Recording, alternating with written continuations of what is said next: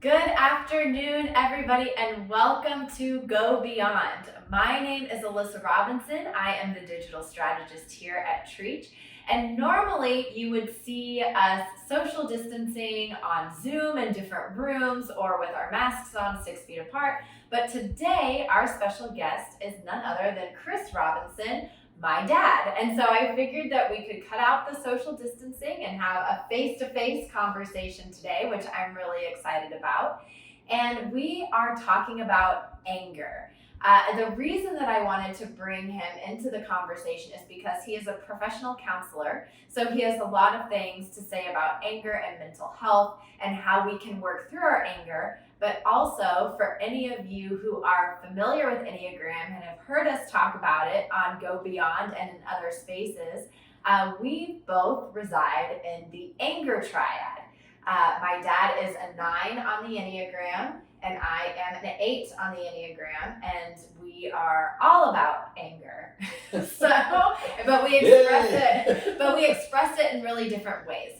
So the reason that we're talking about anger specifically is because in Doug's message on Sunday, one of our focus verses from James was James chapter 1, verses 19 through 20.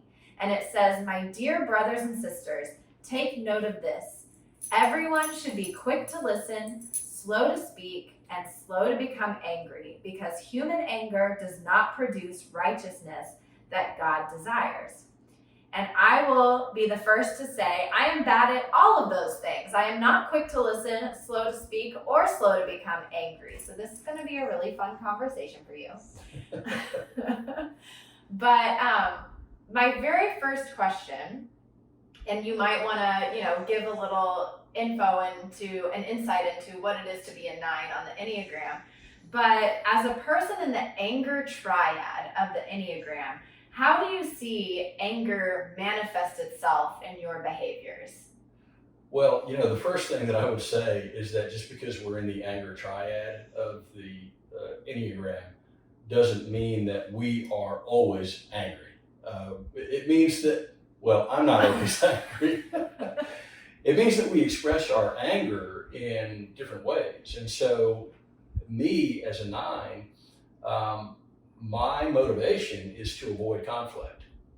And to avoid conflict, what I'll do is I'll suppress my anger sometimes, because if I don't suppress it, I'm very capable of expressing it inappropriately. I'm very capable of expressing it explosively. And nobody who knows me would think that to be the case, but I have learned to push it down. And I'm the exact opposite. So as an 8 on the Enneagram, my core motivation is to avoid being controlled. And that means that I externalize my anger. If I'm upset with you or something is upsetting me, I'm going to let you know it. And I'm going to tell you in that moment and exactly why. I know this. You have experience with this. And so it is really interesting coming at this topic from two different perspectives of someone who very much communicates my anger and is very expressive, and a person who suppresses anger in order to keep the peace and to get along with other people. So as my dad, and I'm going to let you get personal, how have you seen anger manifest itself within me? So I've seen anger expressed in both healthy and unhealthy ways in you. And probably the primary example that I look at of doing it in a healthy way is as you were going through your divorce process, that there was a lot of pain, sadness, suffering that could have just resulted in outrage and vindictiveness and things of that nature, but you were intentional about talking with people who it was safe to speak with, your circle of friends, your mom and I. And so in doing that, I think that you were able to speak freely about your anger, how you were feeling, so that it did not develop into rage, right? A unhealthy way, although I have to admit, as a father, I was kind of proud of how you expressed it, is an example of when you were playing water polo in college. And I remember distinctly because you were playing on a men's team. And you were the only woman on a men's team. And when you went to other universities and played them, you were playing against men. And so we were at a tournament at Texas. Not by choice, by the way. There wasn't a women's team at the time. I later started the women's team. Right. Okay, but just to clarify. Yeah, but you had the gumption to be on the men's team, and you played, and so we were at a tournament at Texas A&M, and I was sitting up in the stands watching, and you were defending a pretty big guy. I mean, I'm guessing the guy was 6'4", 215, something like that, and he was pawing you. He was pulling at your suit. He was doing things that make a father in the stands really angry, right? And so my anger was building up, and I was just thinking that Alyssa is not going to take this. She's going to go crazy at some point. And within seconds, you just kind of rose up out of the water. I don't know what kind of kick you did to do this, egg beater, something like that. But you rose up, like your total upper body was out of the water, and your arms just came out, and it was almost like these claws of Wolverine came out, and you just started slashing at this guy, and your rage he didn't know what was hitting him. He couldn't back up fast enough, and that was probably, in normal circumstances, considered an unhealthy expression of anger. I think you got thrown out. I'm sure I got ejected. Hearing you, I don't remember that moment, but hearing you describe it, I know I was ejected from the game. I think you got thrown out, but I was up there in the stands thinking that was really unhealthy expression of anger, but good for you. No. Well, and I think that it is helpful to have those outlets of, for me, it was athletics, to be able to work through that anger, express that anger in an acceptable environment, although I did not express it in an acceptable way, and the refs made that clear, I'm sure. But to be able to have that, to express my anger, what I want to explore within this verse, it talks about everyone should be quick to listen, slow to speak, and slow to become angry. It doesn't say don't become angry. Right. And I think a lot of times we view anger as sinful. Mm-hmm. That anger is a sinful behavior. And so what I want to know is anger... Read the rest of that too, after slow to become angry. Oh, because human anger does not produce righteousness that God desires. Okay. Which I have feelings about too. But, Okay. So is anger in and of itself wrong? Is it something that we should be avoiding because it's sinful? Okay, so let's look at all of that complete phrase in terms of our expression of anger. Okay, there's a healthy way and an unhealthy way to deal with anger. My way, as a 9, my default setting to suppress is unhealthy, right? That can have a detrimental effect on my physical health. And so I think that there is righteous anger that we've spoken of before. That is a healthy expression. Anger is a human emotion, and if we consider the fact that we're created in the image of God, and God expresses anger throughout the Old Testament, right?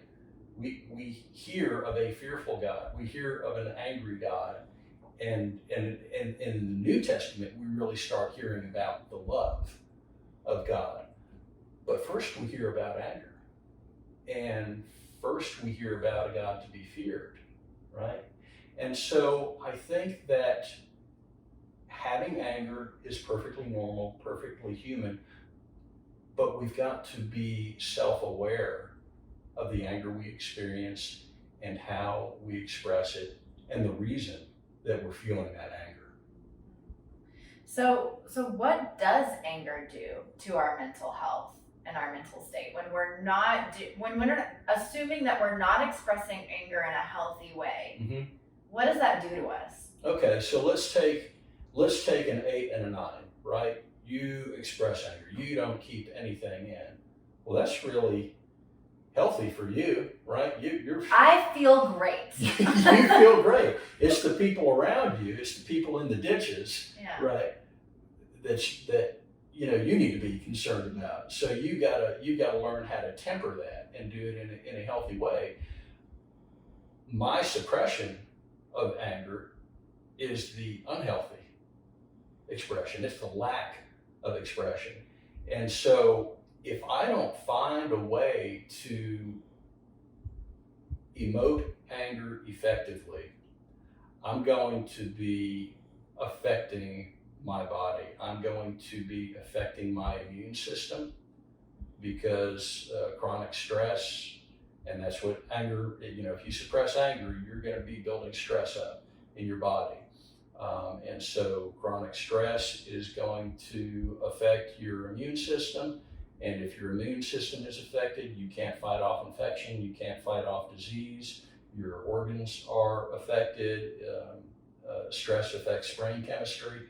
The way you think is affected. And so this can become a real serious health problem for people who do not find a way to effectively express their anger and to kind of self-monitor and recognize when they're feeling that. Yeah, and it's interesting because, two sides of the same coin. The way that I deal with anger when I'm being unhealthy in the way that I deal with anger, of overly expressing it, not thinking before I speak, just going on a rampage, breaks relationships, and which causes pain for me. And for you, you're suppressing your anger to keep the peace, to keep relationships, but you're breaking yourself. Right. So there has to be, if there was just a balance of an 8 and a 9. 9 with an 8 wing or 8 with a 9 wing. Yeah. So I think the important thing is the outlet, right? We want to be slow to anger. So that means we need to be thinking about why we're angry, but it's okay to be angry. And what we need to do is we need to find the outlet. Like for you, you were doing the kickboxing and the Camp Gladiator and things like that are extreme physical exertion that lets everything out in a healthy way, right? So you do that in the gym, you get that out of your system, and that's healthy. And you're ready to go on and deal with the day and deal with people in a healthy way. For me, it might be going for a walk or doing some physical exercise. It could be journaling or writing. And I've done a lot of writing lately, right? And through that writing, I'm able to express things that have been inside of me for a long time. So those are both healthy outlets, and each person needs to find their own effective means of expressing anger. Yeah, so there are the activities that we can do as outlets, but you've also talked about expressing anger or any feeling using the XYZ approach. Could you talk a little bit more about that? Yeah, so the XYZ approach is what I recommend that people use on a daily basis. And what it is, it's just a formula for sharing feelings, where the X means there was a certain situation.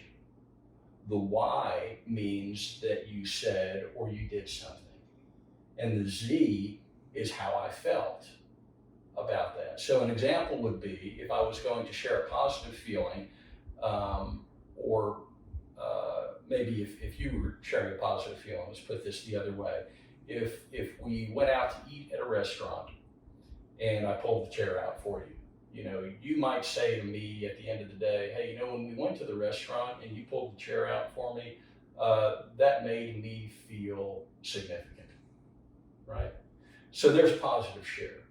A negative share might be something along the lines of, hey, when we went to a party and we were standing in a group of friends and you didn't introduce me to anybody, I felt invisible, right? And so there's a negative share. The reason for doing that is because what we don't want is for feelings of bitterness or resentment to build up day after day, week after week, month after month, and then all of a sudden there's a huge explosion and a really unhealthy expression of anger, in addition to the fact that there has already been this suppression of anger, right? So now it's affecting my personal health for a long time, and then I explode on you, and it affects our relationship. So the importance of using this XYZ formula on a daily basis is for the purpose of being intentional about expressing feelings. So, going to the spiritual side, how do you think anger, maybe, and speak personally, your anger affects your experience of God? Yeah, for me to experience God, I have to be outwardly focused. I experience God in nature, I experience God in other people. And I have to be outwardly focused for that. If I'm angry, if I'm angry, I am focusing on myself. If I can't get past certain things that have happened, I'm stuck, right? I can't appreciate the things that are happening outside of myself because I'm stuck inside of myself.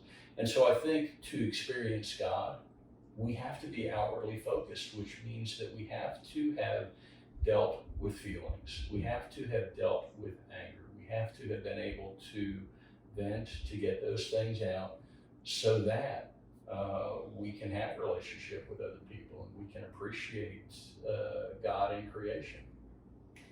And it's so interesting how unique our relationships with God are, because for me, when I let my anger affect the way that I experience God, it's because I'm externalizing everything to the point that I'm only outwardly focused, but in a negative way, of all of the ways that the world is broken and all the things that I need to do to fix it. And you're not doing enough. You are not doing enough to help fix this world. Yeah, being angry with God. Yes, yes. And then there's a lack of internal focus for me, and not necessarily internal focus and you're when you get inside yourself, it's more of a selfish way. When I'm not inside myself, it's because I'm not anchored, I'm not rooted, I'm not letting God have control. I'm taking it away. Yeah, and it's easy to blame, right? It's easy to blame God. But I think what we really have to do, whether we're expressing anger towards God or whether we're expressing anger towards somebody else, we have to look at what is my role in this? What's my ownership of what's happening right now?